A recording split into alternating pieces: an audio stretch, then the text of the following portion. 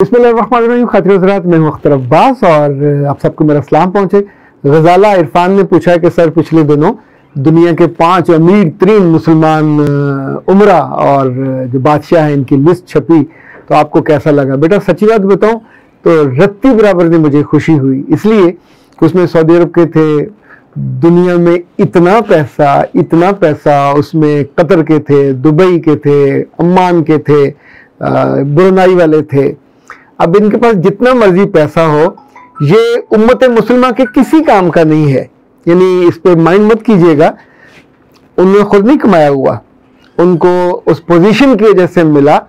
अच्छा, इसका मुकाबले पे देखिए कि दुनिया में वो चाहे बिल गेट हो, चाहे ये फेसबुक और दूसरे वाले हों, इनके पास जैसा जैसा पैसा आ रहा है, यानी वो अरबों में नहीं, खरबों में है, पर वो अपने लोगों पे, साइंस पे, टेक्नोलॉजी पे लगाते हैं, इंसानों पे लगाते हैं।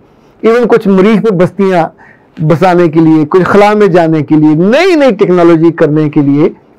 ये अगर इंसानी तारीख के सफ़र का ज़रा हम थोड़ा सा जायज़ा लें, आपकी एक दिलचस्प बात होगी, कभी कभी अकल की बात सुननी चाहिए। वैसे तो मुश्ताक जोशी साहब कहते हैं कुछ लोगों को अगर अकल की बात की जाए तो उनके माथे में या सर में गोमरा पड़ता है। गोमरा समझते हैं, जैसे वट्टा मारा जाए तो वो पड़ता है। अच्छा, ये एक अजीब बात आपको बताता हूँ। स्कॉटलैंड एक मुल्क है और छोटा सा मुल्क है। तारीख में लिखा है कि 1217 में एक लड़का था माइकल, वो वहाँ से निकला और उसे इल्म का बड़ा शौक था, तो वो चलता चलता सिसिली पहुँचा। यानी ये मुसलमानों का इलाका था जहाँ इतना ज़्यादा करतबा था, तलीतला था। ये सारे वो शहर थे कि जहाँ इल्म का मरकज़ था और उन्होंने दुनिया पे कई सदियाँ राज किया।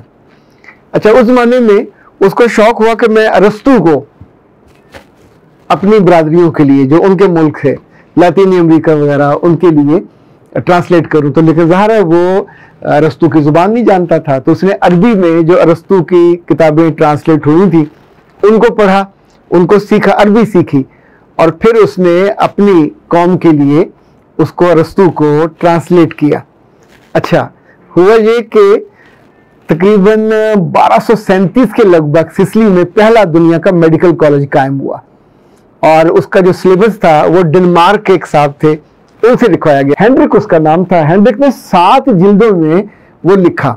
अच्छा, 7 जिल्दों में लिखने के बाद वो सिलेबस बन गया और वो जिल्दें अब भी जहां महफूज हैं, जिस जगह स्टॉकहोम की नेशनल यूनिवर्सिटी में, और वहाँ ये 7 जिल्दें जो हेनरिक ने लिखी थी। अब मजे की बात है कि इसकी बेस माइकल की वो तर्जुमे थे जो उसने अर्राजी को किया, जो उसने इब्न सीना को किया, और ज़ाहिर उस वक्त उन्हीं का गलगला था, उसने अरस्तू को ट्रांसलेट किया।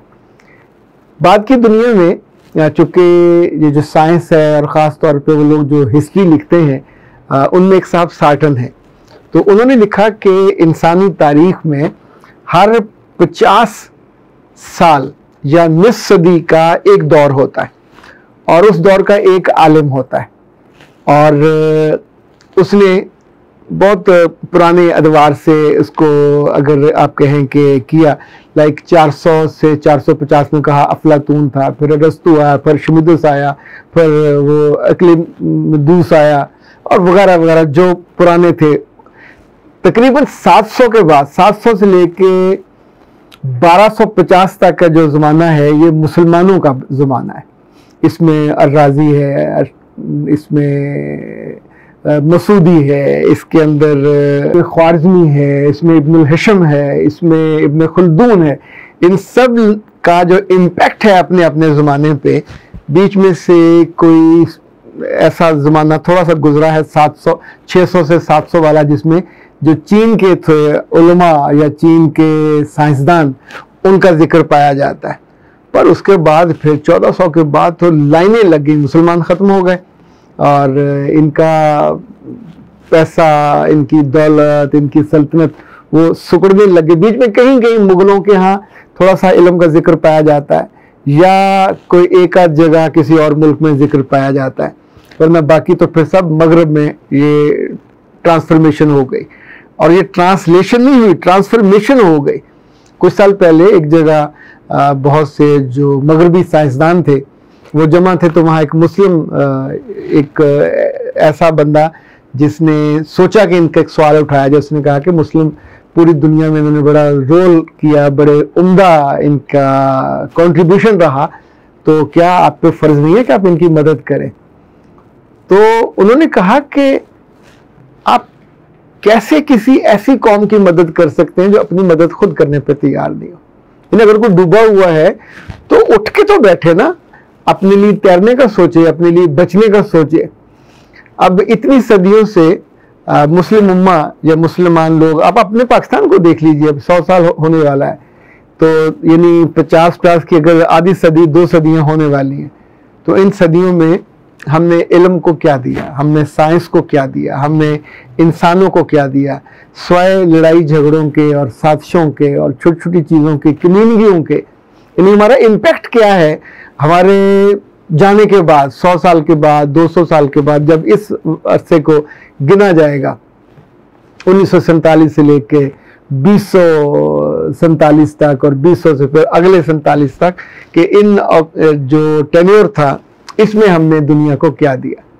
तो कभी सोचिएगा ज़रूर, अपने बारे में भी सोचना चाहिए, अपने बच्चों के बारे में भी सोचना चाहिए, जहां हम पढ़ रहे होते हैं, पढ़ा रहे होते हैं कि इनफैक्ट हम दुनिया को कंट्रीब्यूट क्या कर रहे हैं, कोई हमको क्यों याद करे, कोई हमको क्यों मोहब्बत से। जो आखिरी हिचकी समरकंद बुखारा में, ये तैमूर का पोता था, यानी तब तक ये था कि आलिम और पढ़े लिखे लोग वहाँ जमा होते थे। और मैं किस रोज़ आपको मसूदी के बारे में बताऊंगा कि इसने कैसे दुनिया के सफ़र किए, और इवन सिंध में मंसूरा आके ठहरा। मंसूरा उस ज़माने में सिंध का दारुल हुकूमत था, वहाँ से वो गुजरात गया, वहाँ से वो श्रीलंका और चीन और दक्कन, यानी कोई जगह उसने नहीं छोड़ी।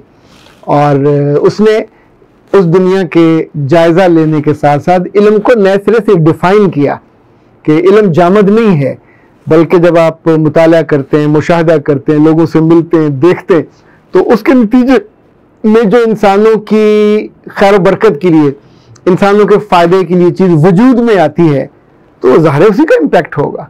सो ये जो इल्म का सफ़र है, जब जब ये अच्छा होता है, बराबर होता है, तो कौमों को, नस्लों को उजाल देता है।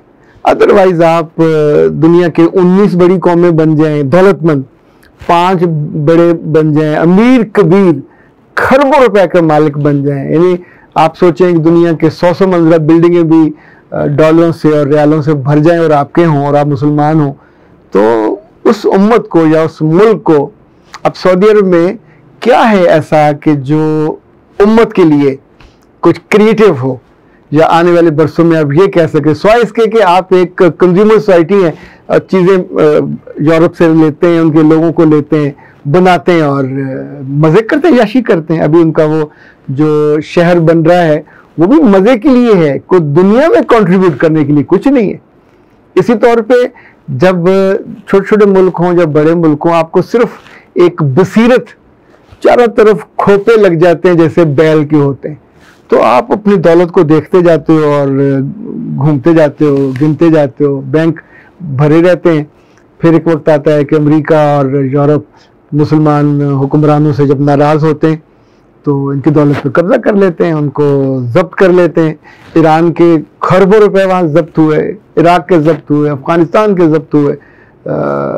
सो वो जितने आपने कमाए होते हैं या आपको विरासत में मिले, तो चूँकि आपने कंट्रीब्यूट नहीं किया होता, आपने उतने बड़े बड़े अदारे नहीं बनाए होते, इल्म को वो रुख नहीं दिया होता कि जहाँ इल्म आपके लिए इज्जत का बायस बने और आपकी कौम के लिए और आपकी नई नस्ल के लिए इतनी उम्दा यूनिवर्सिटियाँ, इतने उम्दा अदारे बने कि लोग अगले 2-2, 4-4, 100 साल के लिए काम कर गुजरे।